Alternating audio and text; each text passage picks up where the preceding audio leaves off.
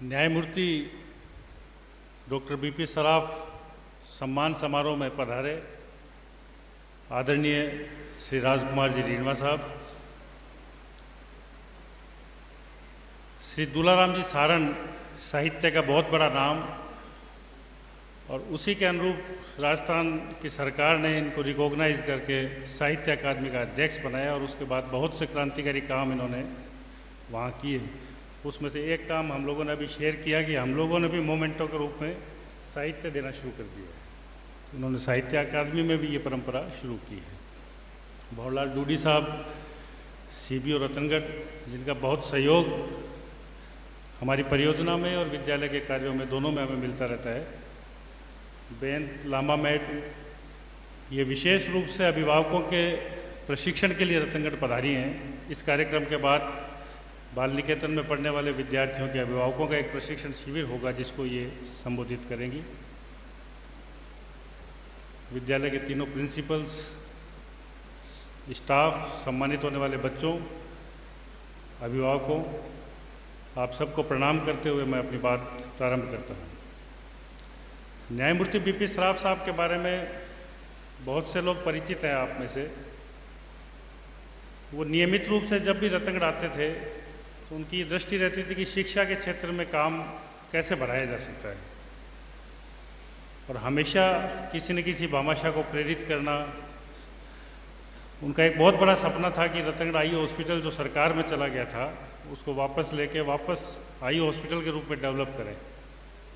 और रीणवा जी का, इनका सबका बहुत सहयोग रहा, और पूरे हिंदुस्तान की वो पहली संस्था थी जो सरकार में जाने के बाद वापस निजी हाथों में आई थी। उसमें रीणवा जी का भी बहुत महत्वपूर्ण योगदान था, लेकिन वो किसी कारण से प्रोजेक्ट नहीं सफल हो उसका, वापस उसको देना पड़ा। उनके निधन के बाद डॉक्टर अशोक सराफ ने न केवल गांधी बाल निकेतन के साथ लेकिन अन्य संस्थाओं के साथ भी बहुत व्यापक स्तर पर काम किया। 2015 में जब वो यहाँ आए थे उन्होंने कहा कि बाल निकेतन की प्रतिभाओं को विशेष रूप से प्रोत्साहित कैसे किया जा सकता है। उसी वक्त ये स्कॉलरशिप ने स्वरूप लेना शुरू किया। सबसे पहले लैपटॉप दिए थे, कुछ स्पोर्ट्स किट्स दी थी, फिर सब लोगों तक रेंज पहुंचाने, अधिकाधिक बच्चों का इसका लाभ मिले, इसलिए इसको राशि में कन्वर्ट किया कि भी 2 किस्तों में उसको राशि भेंट की जाए स्कॉलरशिप को, और उसकी परसेंटेज के वाइज उसको डिवाइड किया। स्कॉलरशिप जैसी चीज़ में 17 लाख रुपए खर्च हो चुके हैं, 6 लाख आज हो रहे हैं, 23 लाख रुपए किसी भामाशाह द्वारा लगाना बहुत प्रेरणादायी बात है। क्योंकि हर एक आदमी ये चाहता है कि वो जो कोई काम करे वो निर्माण हो और उस पर एक पत्थर लगे, वो आजीवन लोग देखें कि वो काम किसने किया। स्कॉलरशिप में तो जिस बच्चे ने ले लिया उसने ले लिया, उस वक्त याद रहेगा। तो बच्चों से और अभिभावकों से मेरा एक ही अनुरोध है, सभी विद्यालयों में होना चाहिए, लेकिन गांधी बाल निकेतन में पढ़ने वाले विद्यार्थी को ग्रेटिट्यूड जो है उसके प्रति बहुत ज़्यादा सोचना चाहिए। कितने भामाशाह हमें कितनी चीज़ें देते हैं, कितने बड़ा इंफ्रास्ट्रक्चर है, वर्ल्ड की बेस्ट टेक्नोलॉजी इंटरेक्टिव बोर्ड के रूप में आपके हर कक्षा रूम में है। तो आप गांधी बाल निकेतन में पढ़ते हुए या अपने बच्चों को पढ़ाते हुए एक फीलिंग ऑफ ग्रेटिट्यूड जो है, जिसकी सबसे कमी है अभी, वो हम सब में आए, उससे आगे व्यक्तित्व का निर्माण होता है उसका।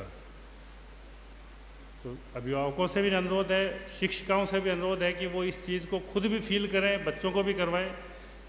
जैसे अब आप लोग मुझे मैसेज भेजते हैं कि हम प्राउड फील कर रहे हैं कि हम गांधी बाल निकेतन में काम करते हैं, तो वो चीज़ इनहेल होनी चाहिए, किसी ओकेजन विशेष पे नहीं।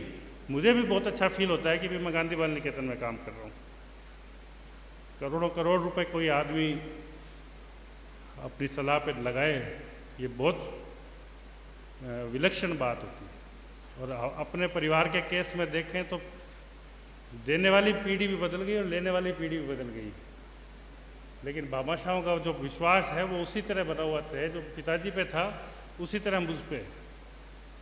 लेकिन वो ग्रेटिट्यूड की फीलिंग अगर बच्चों में डालेंगे, हम लोगों में खुद में रहेगी, तो निश्चित रूप से उसका समाज में अच्छा प्रभाव पड़ेगा। जब व्यक्ति विनम्रता से किसी चीज़ का स्वीकार करता है तो उसका खुद का व्यक्तित्व बदलता है। इंटरेक्टिव बोर्ड अशोक प्रदीप जी सराफ ने आपको दिए हैं 70। पूरे हिंदुस्तान में कोई स्कूल नहीं है सारण साहब जिसके 70 कक्षा कक्ष हो और उस सभी 70 कक्षा कक्षों में इंटरेक्टिव बोर्ड है। मैडम यहाँ बैठी हैं, सब जगह जाती है। मेरे हिसाब से स्कूल लेवल में कहीं ऐसी व्यवस्था नहीं मिलेगी जिसमें वर्ल्ड क्लास का ये इंटरेक्टिव बोर्ड लगा हो। ट्रेनिंग का आप लोगों के माध्यम से कितना काम चलता रहता है साल में, कोशिश करते हैं कि मैक्सिमम दे पाएँ। तो हम लोग ये एक संकल्प लेके ही निकले।